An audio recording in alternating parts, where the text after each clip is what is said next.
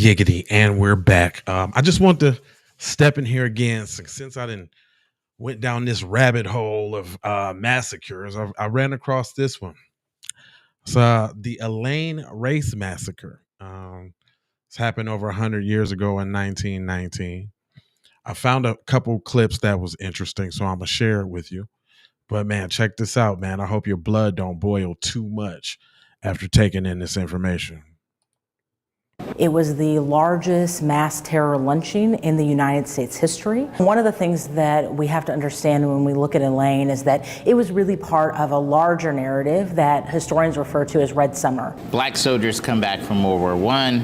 They believe that they're citizens now that they've participated on behalf of the country, and they find themselves being cheated once again by plantation owners. Instead of getting upset and leaving or fighting, they decide to sue them. Now check this out though, but notice the framing of the words that he said. They assumed that they were citizens. Like, how do you not be considered a citizen after you done went and you done sacrificed your life for said country? Like, here goes another example of the government actively working against people in an oppressive manner, which they don't do to any other group. There's no other group that migrated here, came here on their own volition, none of that, that actually could say that they fought for the country while simultaneously taking all the resources from foundational Black Americans. This is insane. There's more. However, the plantation owners get wind of this, put spies into their union, and these spies report back to them. Put spies in the union, coons, basically. Basically, they paid some coons to spill the beans because we're talking about an all-Black town here. There wasn't any, and that's what I'm saying. Every time we done made boots and pulled ourselves up by said bootstraps, here we go with not only somebody in our own group actively working to tear us down, but people seeking to do so. Like, they just can't leave us alone. They decide to intimidate the Black sharecroppers into losing their lawsuit or dropping their lawsuit, and they send armed men out to Hoopspur Church where the union members are meeting. A gunfight ensues. Since the local governments were controlled by the plantation owners and the elites, and they have firsthand knowledge, like I said, of the idea that this is totally fabricated.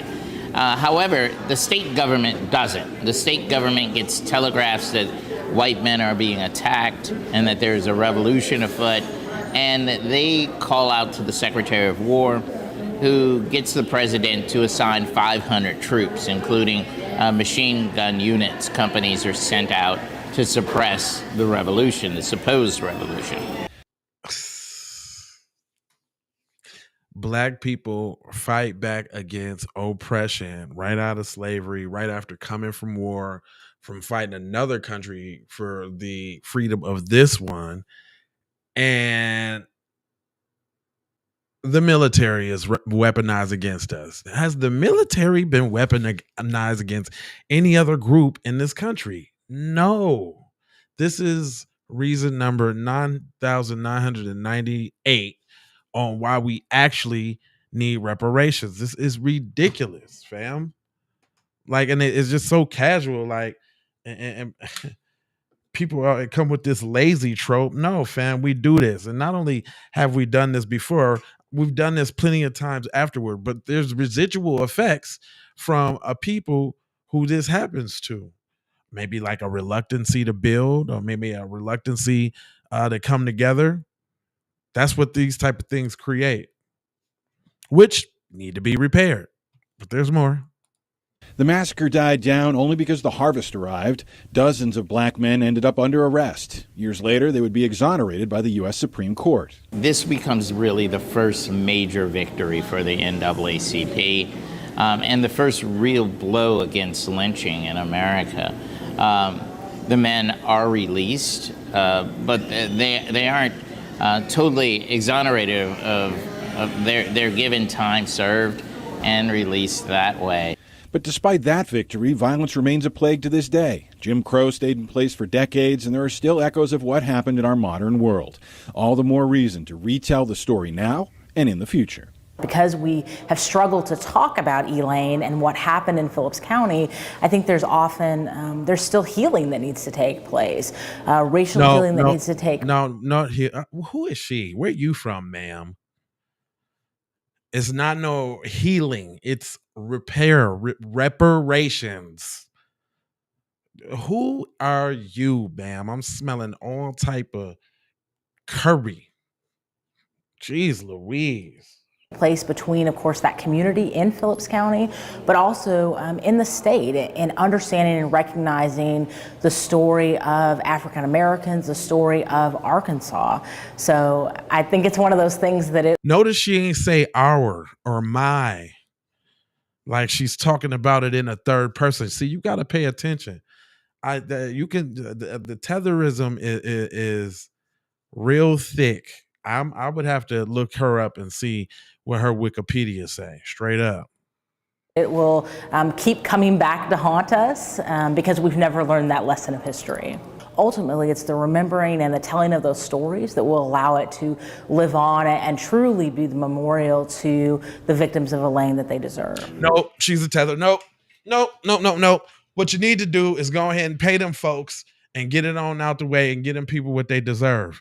That's how you repair and correct that. Now, I did wanted to bring in, there was somebody that was influenced by the situation who was actually there. Richard Wright, who is an author, a Black author, he wrote Black Boy, a Native Son. And I was gonna bring that in, but I'm getting a little pissed. Like, but I'm gonna hit y'all with some more history. So what I'm gonna do, I ain't gonna hold you. I'm moji fold and scold you about being on code. I got 4 words for you. I need you to go ahead and subscribe for the vibes, like for the spike, comment your vomit, share if you care about getting Black empowerment everywhere. Please do that on the platforms that we own, Jones. And just to bring it all the way to the crizzle, I got love, peace, blessings, and aloha. I'm out the Doha for Shoha. You already know Pimp Juice. Yickety. FBA fixation. It's just that FBA fixation, y'all. Woo! FBA fixation. I'm telling you what I know right now. Oh, FBA fixation. Oh, it's the FBA.